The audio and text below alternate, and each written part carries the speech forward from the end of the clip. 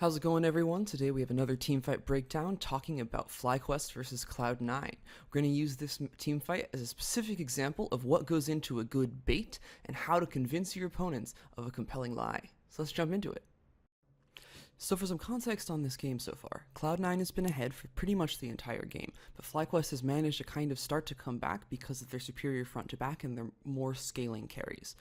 So Cloud9 right now is really looking to get a game-ending team fight before FlyQuest is able to continue to scale and start to actually really come back.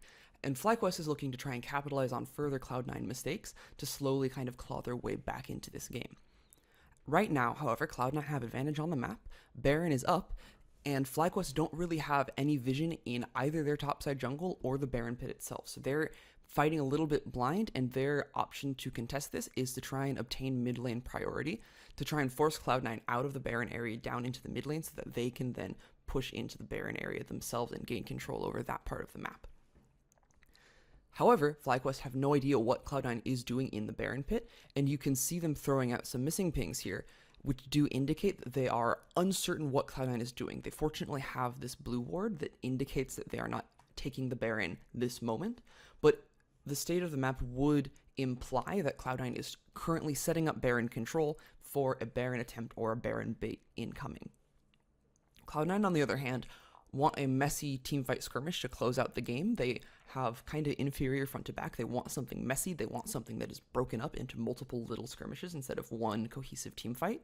So Cloud9 want an engage, and they want an engage that forces the line of FlyQuest to break. They want FlyQuest to scatter. They want FlyQuest to split apart. And that's what they're going to be able to do here in this play. The very first thing that happens is that we see a teleport being channeled up to the topside river bush. This immediately should communicate to FlyQuest that C9 is looking to start up the Baron. It is a ward that is close to the Baron pit itself. It is indicative of the fact that Cloud9 has vision in the FlyQuest jungle, which would justify FlyQuest choosing to be mid lane right now instead of top lane. And this makes a lot of sense if, say, a member of Cloud9 is coming out of a recall, teleports into the Baron, and then all five suddenly rush into the Baron pit from there. That follows. Immediately after this teleport comes through, we also get a glimpse right there of a Cloud9 pink ward being placed in the Baron pit. This also sells the lie that, hey, we're about to rush Baron. Hey, this is a Baron attempt.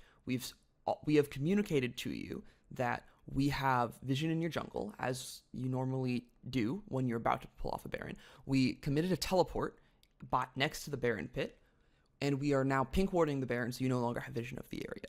These are all Cloud9 communicating directly to FlyQuest to some extent, hey, we're going to take Baron. You need to come and stop us. Cloud9 immediately follows this up with Licorice popping out of this river bush. So already FlyQuest is moving towards the Baron pit because they saw the teleport come through. They saw the pink ward come through. They recognize, oh shit, they're going to start Baron. We need to do something about that. Licorice immediately just pops his head right out of this bush. Now, if you're FlyQuest and you saw the pink ward go down, you saw the TP come out, you know for the most part that Cloud9 isn't really camping in this bush. They've got to be over here. Whoever placed the pink ward has got to be up here. So whoever placed the teleport's got to be somewhere around here, which means that Licorice does seem to be out of position. Add that to the idea that, oh, Cloud9's going for Baron. Licorice popping out of this bush does kind of communicate that Licorice was assigned to come and clear out this wave, try and interrupt FlyQuest's ability to go to the Baron or FlyQuest's control of the mid wave.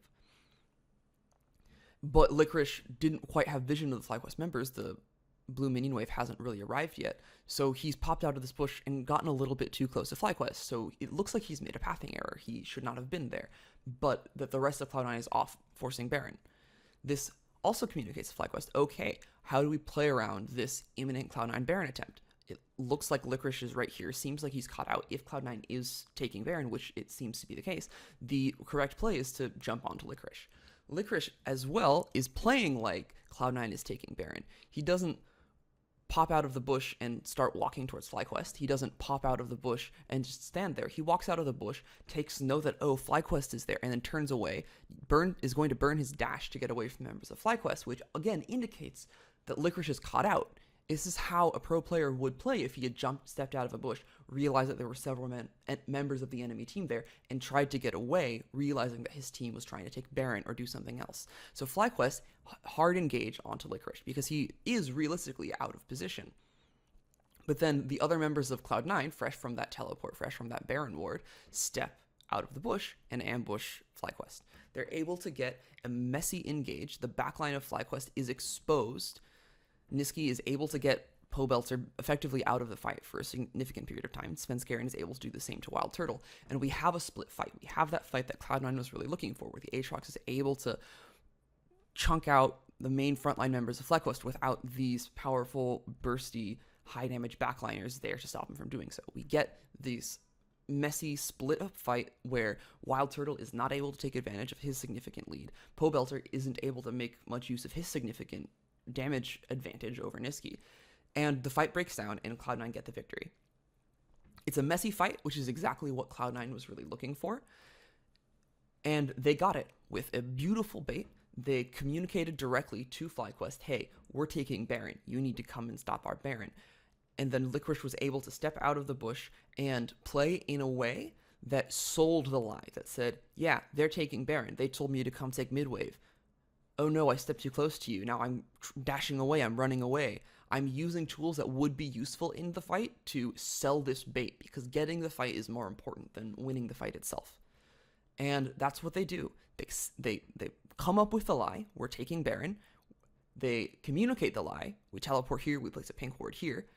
And then they sell the lie. Licorice comes out, Licorice dashes the wrong way, and the members of FlyQuest take the bait, they all run in, and they all die. Really beautiful play from Cloud9. It may have been a rehearsed series of plays that they thought about and planned in scrims. I doubt that it was something that they thought of in the moment. But still, beautiful play. Something like this does not necessarily work very often because they can be easy to spot out. And once you do it once, teams tend to become wiser to it. But for the very first day of the split, the very first game of the split, really good decision making. Really good choice. Really well done from Cloud9. I'm John Valentine. Thanks for watching. Crit chance now for Wild Turtle. Hurricane is done. He will slaughter the front line of C9. If he is not killed, if he R's on time, cleanses on time, flashes on time, he will wreck. And critically, FlyQuest have been able to defend long enough for their inhibitors to come back up. Ults in, they're going for Licorice right now, and he won't revive until he gets an assist. Look at the backline dive, it's already turned Pobelter. Nixie can't find that just yet. Turtle's kiting away. He's got one, almost. He got the Guardian Ninja, but one kill already turns for Viper. We got Zazel finding a route, looking for a little bit more.